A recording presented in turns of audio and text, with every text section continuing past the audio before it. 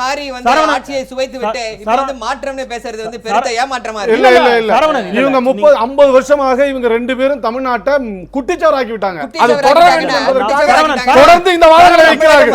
மாற்று முயற்சி வருகிற போதெல்லாம் இதை சொல்றாங்க. நான் கேட்கிறேன் மக்கள் நல கூட்டணி ஒரு கொள்கை அறிக்கை வெளியிட்டோம்.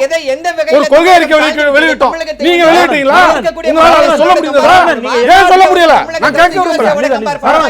சரவணன் ஒரு ஸ்டாலின் சொல்றாரு நீங்க எல்லா நேரத்திலும் 90% நீங்க எல்லா நேரத்திலும் குறுக்கிட்டீங்க. என்ன அரசியல் சரவணன்? நீங்க எல்லா நேரத்திலும் குறுக்கிட்டீங்க. ஒரு கவர்மெண்ட் சரவணன் திராவிட கொள்கைகள் திராவிட கொள்கை இந்து சரவணன் ப்ளீஸ் இந்துக்கள் கூட்டணி வச்சிட்டு சரவணன் ராஜ்யசபா நாங்க உதவி இருக்கிறோம் அந்த கட்சிகளுக்கு. அவங்க உதவுறாங்க.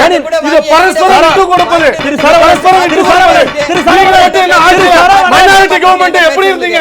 திரு சரவணன் மத்தியில மட்டும் கூட்டணியில ஆட்சி இருக்கணும், இங்க மட்டும் கூட்டணி ஆட்சி கூடாது.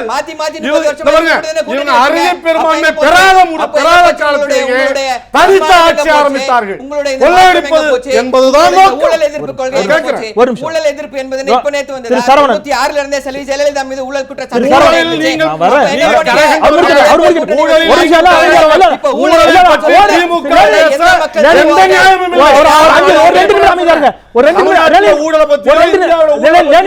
திமுக பேசுவதற்கு என்ன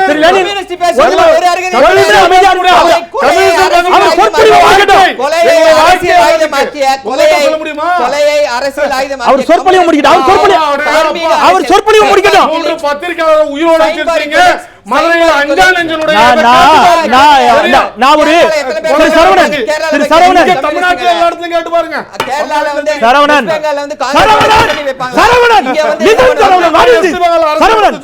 This is not fair, Saravanan.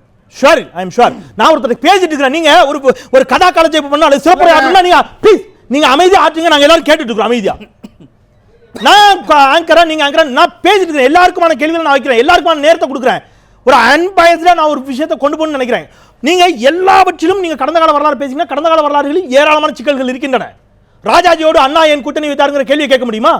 அன்னைக்கு போட்ட முரண்பாடான ஒப்பந்தங்களை பற்றி பேச முடியுமா? மார்க்சிஸ்ட் கம்யூனிஸ்ட் கட்சியும் ராஜாஜியும் எதிர்த்து தேவைப்பட்டால் போட்டிட்டுக் கொள்ளலாம் என்ற ஒரு ஒப்பந்தத்தில் 1967 தேர்தல் சந்திக்கப்படலையா? முரண்பாடுகளோடு ஒரு பொது எதிரி தீர்மானிக்கப்பட்ட இடங்கள் எல்லா இடத்திலும் இருக்கின்றன. நம்ம அதெல்லாம் பேச முடியாது. நான் ஒரு விஷயத்துக்கு வர்றேன். ரெண்டே கேள்விதான். ஒரு முதலமைச்சர் வேட்பாளர், உங்களுடைய முதலமைச்சர் வேட்பாளர் தன்னுடைய உட்கட்சி விவகாரம் தொடர்பாக கூட பத்திரிகையாளர்களை சந்தித்து அது குறித்த பதிலை சொல்ல முடியாது என்று சொன்னால், இவர் வெற்றி பெற்று நாளை முதலமைச்சர் ஆனால் என்ன அடிப்படையில் பத்திரிகையாளர்களை சந்திப்பார்? என்ன அடிப்படையில் மக்கள் நல பிரச்சனையை எதிர்கொள்வார்? இல்ல, இது உட்கட்சி பிரச்சனை என்று பார்ப்பதே தவறு, கட்சி விரோத நடவடிக்கை. ஏன்னா உட்கட்சிக்குள்ள இந்த விவாதம் நடக்கல. ஒரு பொது அரங்கில் பத்திரிகையாளர் மன்றத்தில் சந்தித்து உரையாற்றுகிறார், அந்த கருத்துக்களை சொல்கிறார், பகிங்கரப்படுத்துகிறார். இந்த நிமிடம் வரை அவர் பாக்கெட்ல விஜயகாந்த் பகிங்கரப்படுத்துறாரு. எங்க கட்சியோட விவரம் இந்த நிமிடம் வரை அவர் பாக்கெட்ல விஜயகாந்த் படம் தான் இருக்கு. எங்களுக்கு தெரியும்.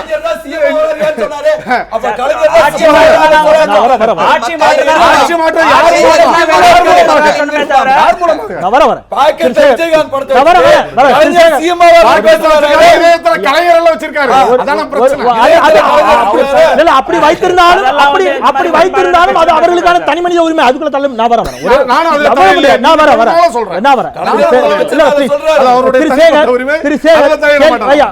தயவு செய்து கேள்வி நம்ம அரை மணி நேரம் எக்ஸ்டெண்ட் பண்றோம். 10 வரைக்கும் நிகழ்ச்சி போது பதட்டப்படாம எல்லாருக்குமான நேரம் இருக்கு. சரவணன் உங்களுக்கான நேரம் நிறைய இருக்குது. கேள்வி அரை மணி நேரம் எக்ஸ்டெண்ட் பண்ண நிச்சயமா. ஏன்னா 5 ஆளுமைகள் வந்திருக்கிறீர்கள். உங்களுடைய கருத்துக்களை முழுமையா பதிவு செய்யாம விட்டோம்னா அது சரியா இருக்கா? நம்ம நிச்சயமா அரை மணி நேரம் எக்ஸ்டெண்ட் பண்றோம். திரு சேகர் உங்களுக்கான கேள்வி, தயவுசெய்து 2 பேரும் அவருக்கான கேள்விக்கு நீங்க அந்த கொஸ்டின் பேப்பர்ல ஆன்சர் எழுதியாங்க. என்னுடைய கேள்வி என்பது, கடந்த முறை நான் முதல் சுற்று வச்ச கேள்விக்கு அவங்க அது குறுக்கிட்டாங்க. அந்த பதிலுக்கு போக முடியல. இந்த முறை மீண்டும் திமுக தான் ஆட்சிக்கு வரணும் அப்படிங்கிற நம்பிக்கை உங்களுக்கு அது மட்டும்தான் இப்ப சாத்தியம். அதனால மக்கள் நல கூட்டணியோடு நம்மால் ஆட்சி அமைக்க முடியாது. இது மீண்டும் ஜெயலலிதா ஆட்சிக்கு வழிவகுத்து விடும். ஜெயலலிதா ஆட்சி அகற்றப்பட வேண்டிய ஆட்சி அப்படிங்கிறது உங்களுடைய நிலைப்பாடு. ஒரே ஒரு தொகுதியில் மட்டும் வெற்றி பெற்ற அந்த சூழலில் 232 தொகுதிகளில் தேமுதிக தனித்து போட்டியிட்ட பொழுது நீங்க அன்னைக்கு யாரோடும் கூட்டணின்னு வற்புறுத்தலை, நீங்கள் உட்பட யாரோடும் கூட்டணின்னு வற்புறுத்தலை. ஒரு தொகுதியில் மட்டும்தான் அன்றைக்கு தேமுதிக வெற்றி பெற்றது. ரைட்? இன்றைக்கு 41 தொகுதிகளில் வெற்றி பெற்றிருக்கக்கூடிய நிலையில் எந்த 41 தொகுதியில் போட்டிட்டு 29 தொகுதியில் வெற்றி பெற்றிருக்கக்கூடிய நிலையில் எந்த இடத்தில் 2006 தேர்தலில் உங்களுக்கு இருந்த நம்பிக்கை இப்பொழுது இல்லாமல் போனதுங்கிறத மட்டும் தெளிவா சொல்லுங்க. சார், 2006ல் தனியாக நின்னோம். திரு 2011 வந்து ஆட்சி அதிமுக கூட்டணி வச்சு எதிர்க்கட்சி தலைவர் என்ற அந்தஸ்து வந்தோம். 2016 கூட்டணி ஆட்சி, அதாவது ஒரு பவர் ஷேரிங்ல வந்து ஒரு ஆட்சி அமைக்கணும். 2021 தான் வந்து நம்மளோட இலக்கு அப்படின்றது தெள்ள தெளிவா அவங்களுக்கு ப்ரொஜெக்ஷன்ஸ். 2014 பவர் ஷேரிங் அதாவது கூட்டணி மந்திரி சபை. அதாவது நாளைக்கு வர சார் அசெம்பிளி வரும்போது கூட்டணி மந்திரி சபை. ஆமா, அத தானே இப்ப விஜயகாந்த் எடுத்துக்கிறாரு. கூட்டணி மந்திரி சபை நான் சொல்லல. நாங்க ஆட்சி வரும்போது ஒரு விஷயத்தை உறுதியா சொல்ல முடியும். திமுக கூட்டணி அமைச்சரவைக்கு ஒருபொழுதும் சார் அது நான் ஃபியூச்சர்ல நாங்க அவர்கிட்ட சொன்னது என்னன்னா, ஃபியூச்சர் இப்ப பத்தி நாங்க பேசல. ஃபியூச்சர்னா 2014 தானே. 2016 எலெக்ஷன்ஸ்க்கு அப்புறம் என்ன நடக்கும்ன்றது யாருக்கும் தெரியாது. எலெக்ஷனுக்கு அப்புறம் சார் எலெக்ஷன்ஸ்க்கு அப்புறம் ஒரு 10 சீட் குறைவா இருக்கலாம் சார். 10 சீட் கலைஞர் அவர்கள் வந்து சொன்னார், ஒருவேளை திமுகவிற்கு தனிப்பெரும்பான்மை கிடைக்காவிட்டால் கூட்டணி மந்திரி சபைக்கு அந்த நேரத்துல வாய்ப்புகள் இருக்கும்ல. அந்த நேரத்துல வாய்ப்புகள் இல்ல கடந்த காலத்துல அதற்கு உதாரணம் இருந்திருக்கிறது சார். ஒரு 10 சீட் வந்து உங்களுக்கு ஹங்க அசெம்பிளி வரும்போது அந்த நேரத்துல எப்படி மாறும்? 2006 நேரத்துல மாறதுக்கு வாய்ப்புகள் இருக்கு சார். இன்றைக்கு எதிர்க்கக்கூடிய இடதுசாரிகளுடைய ஆதரவோடு தான் இன்றைக்கு 2006 திமுக தனிப்பெரும்பான்மை இல்லாம அப்ப ஹங்க அசெம்பிளி வந்து அது டிசால்வ் பண்றாங்களா? இல்ல அதுக்கு அப்புறம் எலெக்ஷன்ஸ் இல்ல அந்த நேரத்துல என்ன எந்த மாதிரி வரும்ன்றது நம்ம கணிக்க முடியாது. இப்ப நாங்க அவர்கிட்ட சொன்னது நாங்க சொல்லிறோம். நான் சொல்லிறேன். 2006ல வந்து நாங்க தனியா நின்னோம். 2011ல வந்து எதிர்க்கட்சி தலைவரா வந்தோம். 2016ல அவர்கிட்ட நாங்க சொன்னது பவர் ஷேர் கண்டிப்பா நம்மளுக்கு அந்த ஒரு வாய்ப்பு கிடைக்கும். 2021ல நம்மளோட இலக்கு 21ல டெஃபினட்டா நீங்க சீஃப் மினிஸ்டர் ஆயிடுவீங்க. அந்த ரேஞ்சுக்கு நம்ம போவோம் அப்படிங்கற அவருக்கு ப்ரொஜெக்ஷன்ஸ் கொடுத்தோம். ஒரே கேள்விதான். இந்த தேர்தலில் ஒரு வாதத்துக்கு வைக்கிறேன். அவங்க திமுக தரப்புல உறுதியா இருக்காங்க. திமுக தனி பெரும்பான்மை அது அப்புறம் பாத்துக்கலாம் சார். நான் முடிக்கிறேன். இப்ப எலெக்ஷன்ஸ்க்கு அப்புறம் போஸ்ட் எலெக்ஷன் சார். இது ஒரு ப்ரீ எலெக்ஷன் பேசிட்டு இருக்கீங்க சார். ப்ரீ எலெக்ஷன் பேசிட்டு இருக்கீங்க. போஸ்ட் எலெக்ஷன் நீங்க மட்டும் ப்ரீ எலெக்ஷன்ல போஸ்ட் எலெக்ஷன் பத்தி நான் எங்க தலைவர்கிட்ட சொன்னதை நாங்க சொல்றோம். இல்ல நான் என்னுடைய கேள்வி தயவு உள்வாங்க. என்னுடைய கேள்வி திமுக தனி பெரும்பான்மையோட ஆட்சி அமைக்கும் என்பதில் ஒரு சேதம் கூட திமுகவிற்கு மாற்று கருத்து இல்லை. ரைட்? அப்ப திமுக அவ்வாறு ஆட்சி அமைக்கிற நம்பிக்கை உங்களுக்கு இருக்கும்போது திமுக நிச்சயமாக கூட்டணி அமைச்சரவைக்கு ஒத்துக்கொள்ளாது என்ற ஒரு முடிவின் அடிப்படையில் கூட்டணி அமைச்சரவை என்று சேகர் போன்ற தொண்டர்கள் சொல்லுகிறார்களே, அதற்கான வாய்ப்பு மக்கள் நல கூட்டணியில் தான் இருக்கிறது என்று அவர் முடிவெடுத்து சென்றதை நீங்க எப்படி துரோகம்பீங்க? இல்ல சார், நாங்க துரோகம் சார். நாங்க சொல்றதெல்லாம் வந்து 2016 நீங்க சொன்னதானே கேட்டிருக்காரு. இல்ல 2016ல வந்து அதாவது சீட்ஸ் நான் அதான் கூட்டணி வச்சிருக்கணும். நீங்க சீட்ஸ் வாங்கிட்டு கூட்டணி அமைச்சரவை தானே இப்ப வெற்றி பெற்றால் கூட்டணி அமைச்சரவை தான் சார். வெற்றி பெற்ற பிறகு தான் சார் நாங்க சொல்றது. வெற்றி பெற்ற பிறகு அது நிலைமை எப்படி இருக்குன்றதை நம்ம அப்புறம் தான் பார்க்கணும். வெற்றி பெற இல்ல ஒரு நிமிஷம். மக்கள் நல கூட்டணி தேமுதிக அணி வெற்றி பெறாது. அந்த நேரத்துல அவங்களுக்கு தேவைப்பட்டிருந்தால் அவங்க மாறி இருக்கலாம். ஒரு நிமிஷம் சேகர், அந்த நேரத்துல அவர் தேவைப்பட்ட மாறி இருக்கலாம்ல. மக்கள் நல கூட்டணி தேமுதிக அணி வெற்றி பெறாது என்ற முன்முடிவுக்கு வர முடிந்த உங்களால் திமுக தனிப்பெரும்பான்மை பெரும் அப்படிங்கிற முன்முடிவுக்கு ஏன் வர முடியல சார்? மக்கள் நல கூட்டணியில வந்து நான் டு பி ஓப்பன், நான் யாரும் தப்பா நான் நினைச்சுக்கணும் சார். அவங்களோட பார்ட்டிக்கு நாங்க 2014 எலெக்ஷன்ல பார்லிமெண்ட் எலெக்ஷன்ல நாங்க பார்த்துட்டோம் சார். மதிமுக இட்ஸ் லைக் ஒரு ரொம்ப லெஸ் கேடர்லெஸ், ரொம்ப கேடர் கம்மியான இருக்கிற பார்ட்டி சரிங்களா. சிபிஎம் சிபிஐ அவங்களுக்கும் கொஞ்சம் கேடர்ஸ் கம்மியா இருக்கு. மூன்றாவது பெரிய கட்சின்னு வரும்போது தேமுதிக தான். அப்படி இருக்கும்போது இந்த பெர்சன்டேஜ் எல்லாம் ஆட் ஆன் பண்ணும்போது ஒரு 15% தான் வரும். இந்த 15% வச்சு ஆட்சி அமைக்க முடியாது. 15% வச்சு ஆட்சி அமைக்க முடியாது. இந்த 15% வச்சு அதிமுக தான் ஆட்சி கட்டல எடுத்த முடியும். 30 விழுக்காடு வாக்கு சதவீதம் இன்றைக்கும் திமுகவிற்கு இருக்கிறது. நாங்க எங்களை பத்தி பேசிட்டோம் சார். நான் மக்கள் நல கூட்டணி நீங்க கேட்டீங்களா? மக்கள் நல கூட்டணி ஆட்சி அமைக்காத கேக்குறீங்களா? உங்களை பத்தி தான் பேசுறேன். 30 விழுக்காடு வாக்கு சதவீதத்தை இன்றைக்கும் வலிமையாக வைத்திருக்கிறது. கேடர்ஸ் பலத்துல மிக உறுதியாக இருக்கக்கூடியவர்கள், அடிப்படை கட்டமைப்பு வசதிகள் மிக உறுதியாக இருக்கக்கூடிய ஒரு கட்சி. ஆனால் 5 லிருந்து 7 விழுக்காடு வைத்திருந்த நீங்கள் தான் எதிர்க்கட்சி இன்றைக்கு சார். நாங்க எப்படி நீங்க முன்முடிவு வருவீங்க? நாங்க வந்து அந்த எட்ஜை வந்து இழக்க விரும்பல. அந்த எட்ஜை வந்து நாங்க வந்து அதிமுகவுக்கு கொடுக்க விரும்பல அப்படின்றதா. ஏன்னா எங்களை வந்து 5 வருஷம் வந்து அதிமுகவுக்கு எதிர்த்து வந்து கொம்பு சீவி விட்டு இந்த நேரத்துல நீங்க திருப்பி அதிமுக வழி வைக்கிறதுதான் எங்களோட வந்து நாங்க அடிமட்ட இருக்கிற ஒரு தொண்டனோட வேண்டுகோளும் அதுதான். வர நான் திரு அந்திரிதாஸ் அவர் ஒரு விஷயத்துல ரொம்ப உறுதி வரேன் நிச்சயமா அவர் ஒரு விஷயத்தை திருப்பி அந்த அணி சொல்லிட்டு இருக்காங்க. இது திமுக முதல்ல சொன்ன குற்றச்சாட்டு தான். இது அதிமுகவினுடைய பி டீம். இன்றைக்கு சந்திரகுமார் அதே குற்றச்சாட்டை சொல்கிறார். நடைமுறை யதார்த்தம் என்பது இந்த ஆட்சியை அகற்றுவதற்கான கடந்த கால வாக்கு சதவீதத்தின் அடிப்படையிலான வலிமையும் திமுகவிற்கு தான் இருக்கிறது. மக்கள் நல கூட்டணி தேமுதிக அணி வாக்குகளை சிதறடிக்கக்கூடிய சூழல் ஏற்படும். அது மீண்டும் அதிமுகவின் ஆட்சிக்கு வழி கொடுக்கும். இதே குற்றச்சாட்டை தான் பாலவாக்கம் சோமு சொன்னார். திருப்பி அதிமுக வந்தாலும் பரவாயில்ல, திமுக மட்டும் வரக்கூடாது என்று எங்களுடைய பொதுச் செயலாளர் சொன்னார். அதனால தான் நான் வெளியில் வந்தேன்னு சொன்னார். அதிமுகவின் மீது ஒரு சாஃப்ட் கார்னர், மீண்டும் அதிமுக ஆட்சிக்கு வந்தாலும் பரவாயில்ல என்பது போன்ற ஒரு உணர்வோடையே மதிமுக அதோடு இன்றைக்கு மக்கள் நல கூட்டணி செயல்படுகிறதுங்கிற குற்றச்சாட்டை தொடர்ந்து வைக்கிறார்கள். ஒருத்தர் 2 பேர்ல தொடர்ந்து வச்சுக்கிட்டே இருக்காங்கன்னு சொன்னா இவங்க அத்தனை பேரோட குற்றச்சாட்டும் பொய்ன்னு சொல்லி எப்படி ரொம்ப இதுவா தள்ள முடியும்? உங்க கேள்விக்கு பதில் சொல்றதுக்கு முன்னாடி எனக்கு சில பதில்களை சொல்ல வேண்டியது ரொம்ப சுருக்கமா. நான் வந்து 5 முறை தேர்தலில் நின்று இருக்கிறேன். ஆனால் எனக்கு கடனாகிவிட்டது என்று சொன்னால் நான் பொது வாழ்க்கைக்கு லாய்க்கு இல்லாதவன்.